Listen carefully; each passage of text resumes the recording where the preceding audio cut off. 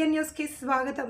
శ్రీశైలం భ్రమరాంబ మల్లికార్జున అమ్మవారిని TDP Rajahmundry MLA Gorantla Buchaiah Chowdary దంపతులు కుటుంబ సమేతంగా దర్శించుకున్నారు. దర్శనార్థం ఆలయ రాజగోపురం వద్దకు చేరుకున్న ఎమ్మెల్యే బుచ్చయ్య చౌదరికి ఆలయ మర్యాదలను అనుసరించి ఆలయ అర్చకులు అధికారులు సాదర స్వాగతం పలికారు.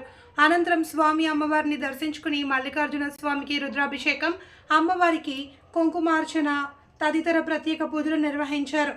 అనంతరం అమ్మవారి ఆశీర్వచన మండపంలో ఎమ్మెల్యే గోరంట్ల బుచ్చయ్య చౌదరికి ఆలయ అర్చకులు వేద పండితులు వేదాశీర్వచనం చేయగా ఆలయ అధికారులు స్వామివారి అమ్మవారి తీర్థ ప్రసాదాలు శేషవస్త్రాలు స్వామి అమ్మవారి చిత్రపటాన్ని అందజేశారు.